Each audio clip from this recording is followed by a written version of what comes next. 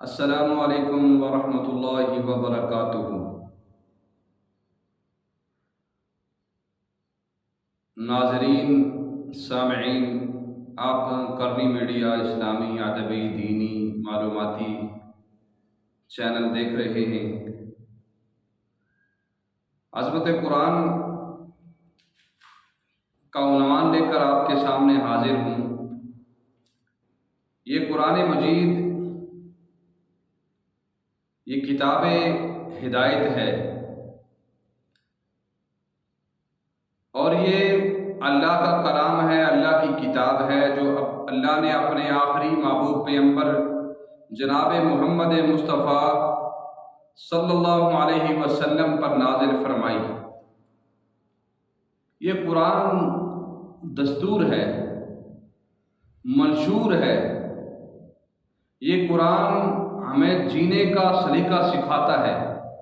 اس قرآن میں ہماری تمام معاملات، ہماری معاشرت، ہماری معاشیت، ہمارے گھر کا نظام، ہمارے محلے اور پڑوس اور ملک کا نظام، ہم نے تبلیغ کیسے کرنی ہے، ہم نے نماز کیسے پڑھنی ہے، ہم نے گھر کو کیسے چلانا ہے، ہم نے پڑوسی کے ساتھ کس طرح پیش آنا ہے، ہم نے دنیا کے اندر رہنا کیسے ہے، اور دنیا کے اندر تجارت کیسے کرنی ہے، اور ہم نے رزق کیسے کون سا استعمال کرنا ہے، کون سا کھانا ہے، ہماری بیوی کے حقوق کیا ہیں، بیٹے کے کیا ہیں، بیٹی کے کیا ہیں، والدین کے کیا ہیں، رشتہ داروں کے کیا ہیں، الغرض پیدا ہونے سے مرنے تک سارے امور کو یہ قرآن بیان کرتا ہے۔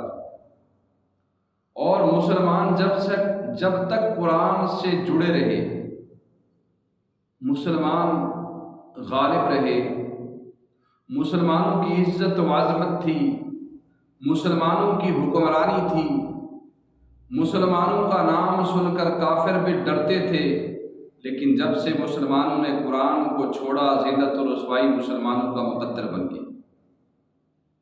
قرآن ایسی کتاب ہے جس کا پڑھنا عبادت، جس کا دیکھنا عبادت، جس کا چھونا عبادت، جس کے لیے قرآن ایسی عظمت والی کتاب ہے جس کو اللہ نے اپنے محبوب آخری پیغمبر جناب محمد مصطفیٰ پر نازل فرمایا، جو امام الانبیاء ہیں اور سید الملائکہ جناب جبریل علیہ السلام اس کو لے کر آئے، اور یہ اتنی عظمت والی کتاب ہے کہ اس کا ایک لفظ پڑھنے پر 30 نیکیاں ملتی ہیں۔ ایک روایت میں 10، ایک میں 30، اور 10 گناہ معاف ہوتے ہیں۔ فرمایا الف لام میم، ایک حرف نہیں بلکہ 3 حرف ہیں، اور اگر 10 نیکیاں بھی ملتی ہیں تو 30 نیکیاں ملتی ہیں الف لام میم کے پڑھنے پر۔ اور آج ہمیں اس کا یقین نہیں ہے۔ اگر کوئی یہ کہتا کہ جناب الف لام میم ذالک الکتاب لا ریب فیہ، قرآن کی تلاوت کرو گے تو تمہیں ہر لفظ پر 10 روپے ملے گی، تو سارے پڑھتے، سارے کوشش کرتے، صبح و شام پڑھتے، روزانہ ہزاروں لاکھوں کماتے، لیکن 10 نیکیاں کہا گیا تو نیکیوں کی قدر و قیمت ہمارے دل کے اندر موجود نہیں ہے۔ یہ ہماری دنیا میں یہ کرنسی روپیہ، پیسہ ہے، ڈالر ہے، ریال ہے، لیکن آخرت کی کرنسی، انسان کی جب آنکھیں بند ہو جائیں گی اس وقت اس کے بعد جو کرنسی شروع ہونی ہے رب کے ہاں، وہ کرنسی ہے نیکیاں، اعمال صالحہ کی۔ جس کے پاس وہ کرنسی وہاں موجود ہوگی وہ کامیاب رہے گا، وہ خوش رہے گا۔ تو آج ہمیں قرآن کی عظمت کا پتہ نہیں ہے، ہمارے دل کے اندر اس کی قدر نہیں ہے، ہم پڑھتے نہیں ہیں۔ فرمایا الف لام میم پر 30 نیکیاں ملتی ہیں، اور قرآن فرمایا خیرکم من تعلم القرآن، تم میں سب سے بہتر جو قرآن پڑھے اور پڑھائے۔ تو قرآن کو پڑھیں، اپنے بچوں کو پڑھائیں۔ آج ہم نے قرآن کو چھوڑا، کافر کے اندر جرأت ہو گئی، وہ ہمارے قرآن کی توہین کر رہا ہے۔